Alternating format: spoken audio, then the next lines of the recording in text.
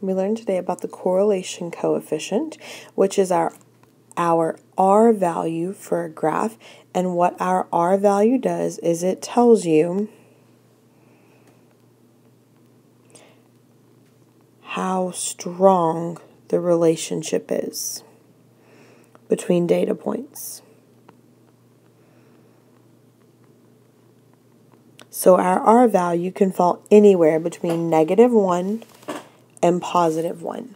So we're going to talk about what each of these numbers means. So if we start off with 0, if the correlation is 0, that means that there is absolutely no correlation whatsoever.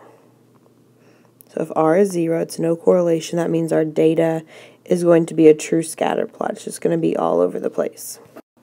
The next section we're going to talk about is everything between 0 and 0.7, which is going to be weak, positive.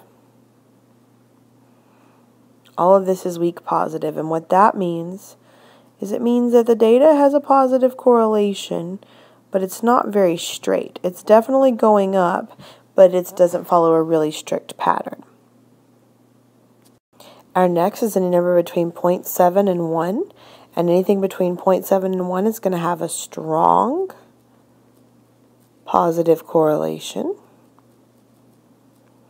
And what that means is that when you graph it, it's pretty darn straight. It may not be perfectly straight, but it's not as far spread out as our weak positive correlations. And our last positive correlation is if it has a positive correlation of 1, and what that means is it is a straight line. Like it's a perfect correlation. So your points are actually in a line. And then we look at the left side of our graph. Well, the same thing is true.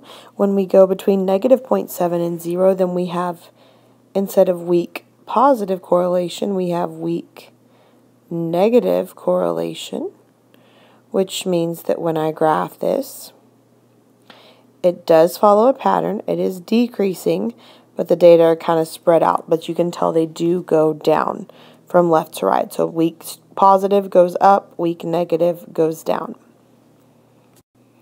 If we're between 0.7 and -0.7 and -1, then we have strong negative correlation, which means that our data is still going to be decreasing, but it's going to follow a pretty good pattern. Like you're going to be able to tell that it is in fact going down. And lastly, if our correlation coefficient is -1, that means it's a perfectly straight line. It does have a negative slope, so it is decreasing, but it means that your points are in a line. Another way to think about it is that at -1 and +1, you're perfectly straight.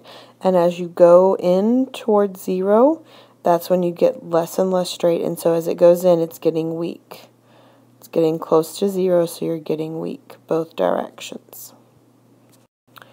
So if you recall in the last lesson we actually looked at this data about the age of women when they first get married, and so they gave us some data points and we made an equation last time.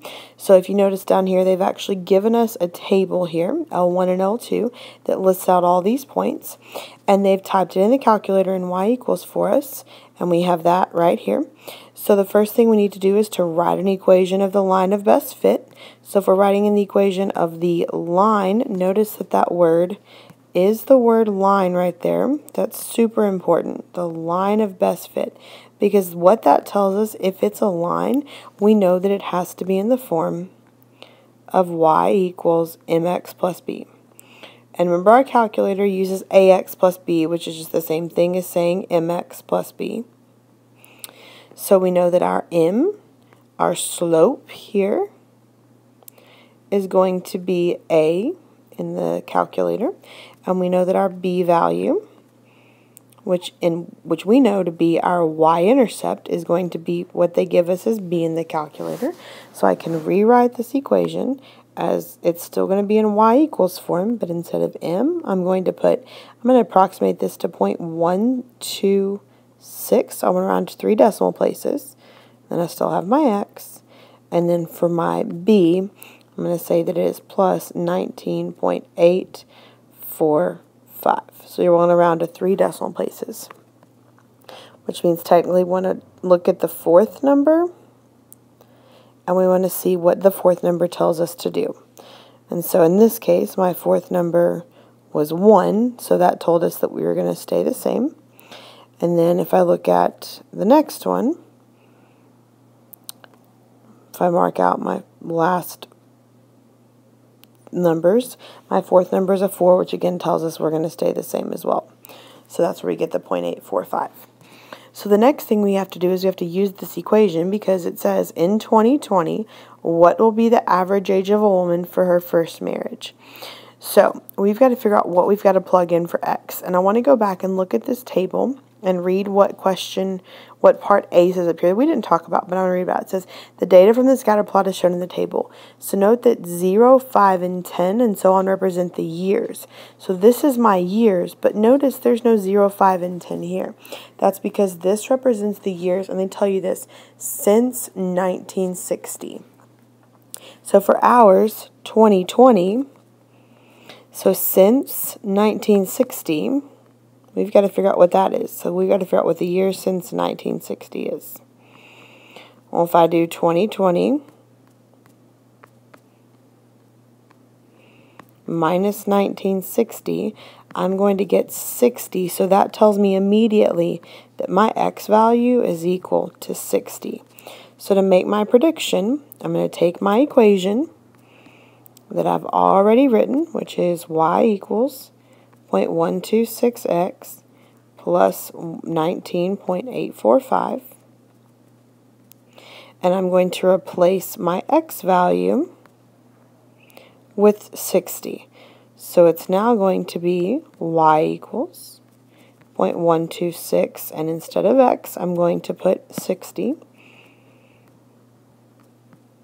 plus 19.845.